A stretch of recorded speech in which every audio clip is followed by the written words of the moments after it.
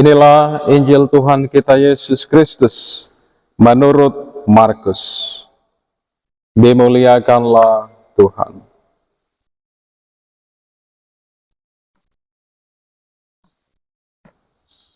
Segera sesudah itu, Roh memimpin dia ke padang gurun.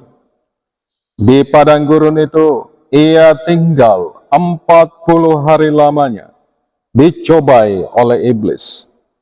Ia berada di sana, di antara binatang-binatang liar, dan malaikat-malaikat melayani dia. Sesudah Yohanes ditangkap, datanglah Yesus ke Galilea, memberitakan Injil Allah.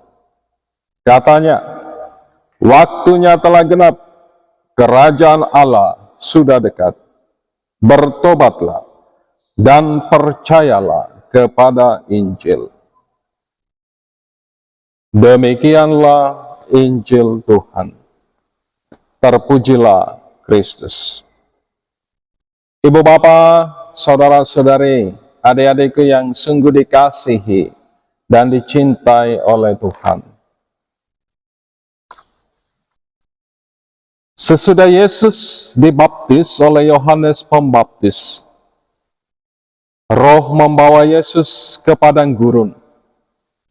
Selama 40 hari lamanya, Yesus tinggal di padang gurun untuk berdoa dan berpuasa. Penginjil Markus menulis demikian. Di padang gurun itu ia tinggal 40 hari lamanya. Dicobai oleh iblis. Ia berada di sana, di antara binatang-binatang liar, dan malaikat-malaikat melayani dia. Ibu bapa, saudara-saudariku yang terkasih, penginjil Markus tidak menerasikan secara lebih detail tentang bagaimana iblis itu mencoba Yesus. Tetapi penginjil Matius dan Lukas menulis dengan begitu jelas. Kita bisa melihatnya, membacanya dalam Matius bab 4 ayat 1 sampai 11 dan Lukas bab 4 ayat 1 sampai 13. Di mana di sana digambarkan secara jelas bagaimana Yesus itu pertama-tama dicobai oleh iblis untuk mengubah batu menjadi roti. Kemudian yang kedua, iblis menyuruh Yesus untuk menjatuhkan diri dari bubungan bait Allah. Karena para malaikat pasti akan menatang Yesus sehingga ia tidak akan celaka. Dan yang ketiga, iblis menawarkan kekuasaan kepada Yesus asalkan ia mau menyembah kepadanya. Berhadapan dengan semua cobaan dan tawaran dari sang iblis, Yesus tentu tetap setia melakukan kehendak Bapanya dan menolak semua permintaan dan tawaran iblis. Saudara-saudari, adik-adikku yang sungguh dikasihi dan dicintai oleh Tuhan. Dalam perjalanan hidup setiap kita juga kadang tentu diperhadapkan dengan banyak tantangan dan juga pilihan. Kita juga pasti diperhadapkan pada situasi dan kondisi antara bersikap sok berkuasa atau pamer kekuatan dan kelebihan, seolah-olah orang lain tidak bisa berbuat apa-apa atau tidak bisa lebih baik dari kita secara pribadi. Daripada kita memilih untuk bersikap rendah hati. Misalnya, kadang kita sering mengatakan, kalau karena bukan saya, maka acara atau kegiatan ini pasti tidak akan berjalan dengan baik. Selanjutnya, dalam melakukan segala sesuatu yang lain, kadang kita lebih bergantung pada orang lain. Orang-orang yang kita anggap berpengaruh dan punya kuasa di dunia ini. Daripada kita bergantung sepenuhnya, secara total, kepada pemeliharaan dan penyertaan Allah. Saudara-saudariku yang terkasih dalam Kristus, kadang kita juga dihadapkan pada saat dan kondisi di mana demi mengejar kekuasaan dan kenikmatan yang ditawarkan dunia ini, kita melakukan hal-hal yang bertentangan dengan firman Tuhan. Kita lebih memilih untuk melakukan apa yang dikehendaki oleh dunia, bukan apa yang dikehendaki Tuhan. Misalnya kita menghalalkan segala cara, sekalipun itu bertentangan dengan firman Tuhan, asalkan keinginan kita tercapai, seperti dengan kekerasan, korupsi, bahkan kita menyingkirkan sesama kita. Ibu bapak, saudara-saudari, adik-adikku yang sungguh dikasihi dan dicintai oleh Tuhan. Jika selama ini kita masih sering berkompromi dengan tawaran-tawaran dunia dan sering menjadikannya sebagai pilihan hidup kita dan nyaman dengan hal demikian, maka pada hari ini Tuhan Yesus menyerukan kepada kita sekalian untuk berubah, untuk membaharui diri. Tuhan melalui sabdanya mengatakan demikian. Waktunya telah genap, kerajaan Allah sudah dekat. Bertobatlah dan percayalah kepada Injil.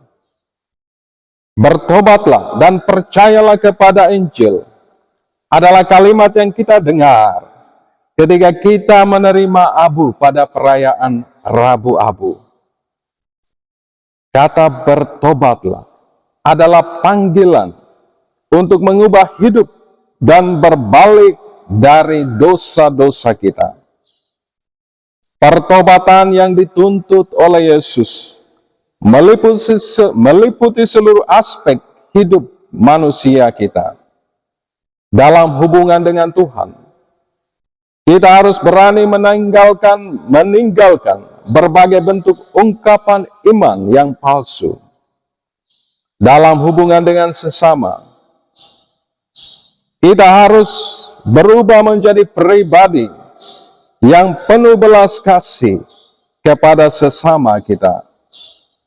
Dan dalam hubungan dengan diri sendiri, kita harus mampu mencintai diri kita sendiri secara sehat dan tidak membebaninya dengan berbagai kenikmatan semu. Dan dalam hubungan dengan alam ciptaan, kita harus semakin menjaga keutuhan alam ciptaan. Tidak melakukan eksploitasi alam secara berlebihan untuk kepentingan hidup kita sendiri. Saudara, saudari, ibu bapak, adik-adikku yang sungguh dikasihi dan dicintai oleh Tuhan.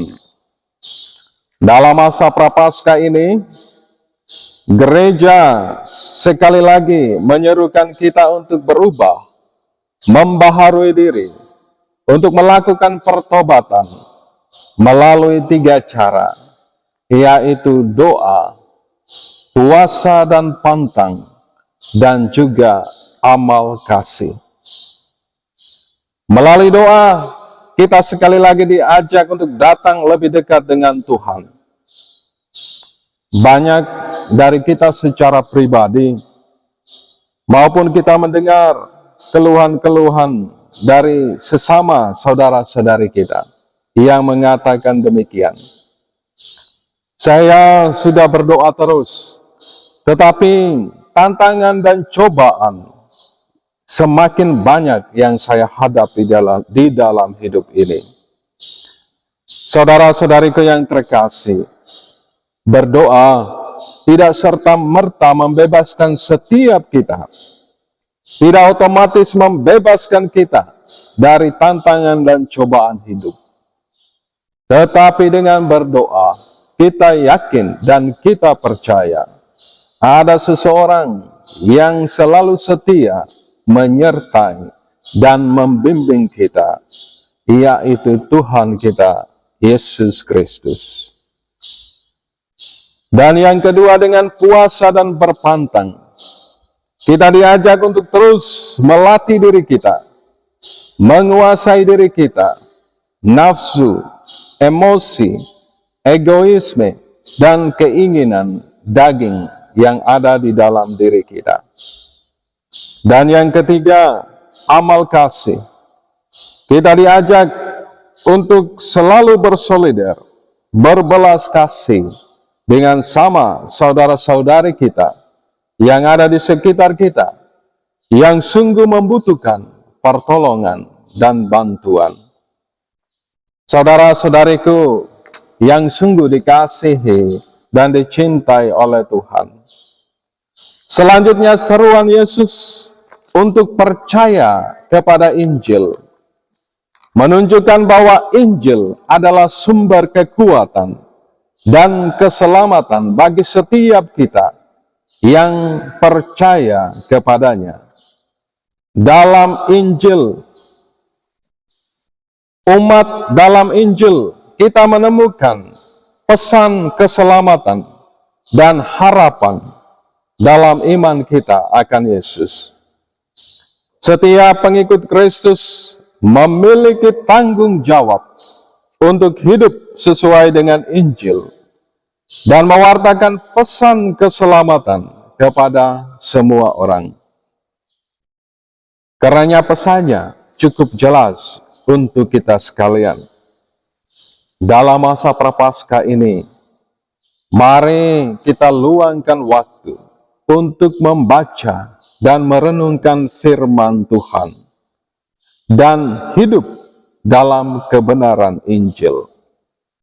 Firman-Mu adalah pelita bagi langkahku dan terang bagi jalanku. Saudara-saudari, adik-adikku yang sungguh dikasihi dan dicintai oleh Tuhan, kerajaan Allah sudah dekat. Bertobatlah dan percayalah kepada Injil. Selamat merayakan Minggu Prapaskah pertama. Berkat Tuhan menyertai kita sekalian.